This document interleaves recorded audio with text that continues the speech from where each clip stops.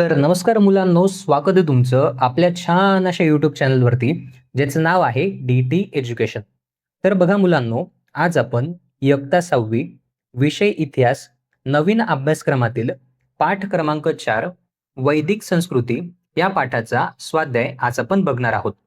तर बघा, या चॅनलवरती इयत्ता 6वी नवीन अभ्यासक्रमाचे सर्व व्हिडिओज अपलोड केले जाणार आहेत. जर तुम्ही आपल्या ह्या चॅनलवरती नवीन असाल तर चॅनलला आत्ताच सबस्क्राईब करा. तर बघा, आपला चौथा पाठ आहे वैदिक संस्कृती. स्वाध्यायातला पहिला प्रश्न आहे प्रश्न क्रमांक 1 एका शब्दात उत्तरे लिहा. पहिला प्रश्न, विद म्हणजे? योग्य उत्तर जाणणे. विद म्हणजे जाणणे. दुसरा प्रश्न, गुरुजवळ बसून ज्ञान मिळवणे म्हणजे? योग्य उत्तर उपनिषद. गुरुजवळ बसून ज्ञान मिळवणे म्हणजे उपनिषद. तिसरा प्रश्न, ज्येष्ठ व्यक्तींचे मंडळ म्हणजे? योग्य उत्तर सभा. ज्येष्ठ व्यक्तींचे मंडळ म्हणजे सभा.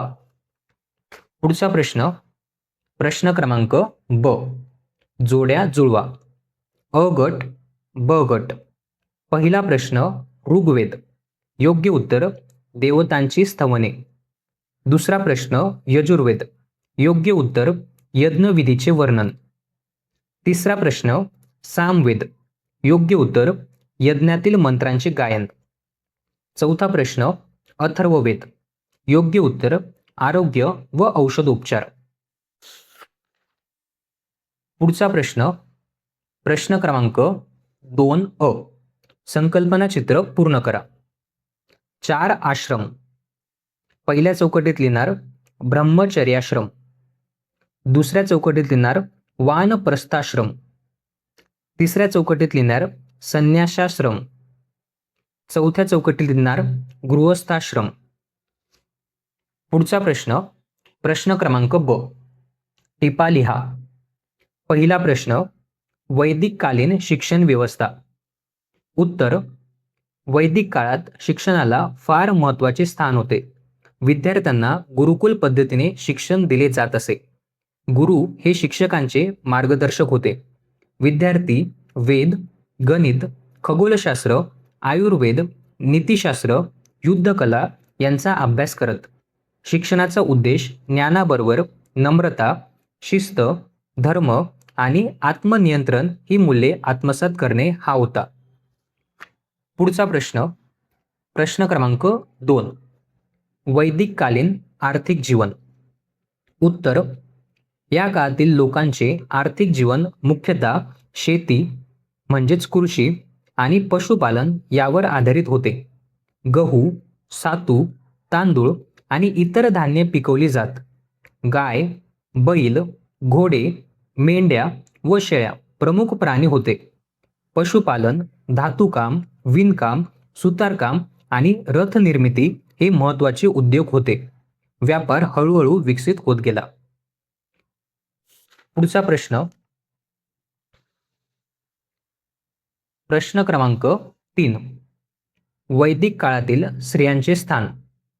उत्तर, पूर्ववैदिक काळात स्त्रियांना समाजात सन्मानाचे स्थान होते. त्यांना शिक्षण घेण्याचा अधिकार होता. त्यांना पुरुषाप्रमाणेच वेदाध्ययनाची मुभा होती. लोपामुद्रा, घोषा, गार्गी, मैत्रेयी आणि अलाप या विदुषी प्रसिद्ध होत्या. स्त्रिया धार्मिक विधी व यज्ञयाग यात सक्रियपणे भाग घेत. उत्तर वैदिक काळात मात्र स्त्रियांच्या शिक्षणावर बंधने आली आणि त्यांचे स्वातंत्र्य कमी झाले. पुढचा प्रश्न, प्रश्न क्रमांक 3 पुढील विधाने सकारण स्पष्ट करा. पहिला प्रश्न, वैदिक संस्कृतीमध्ये शेतीला महत्त्व होते.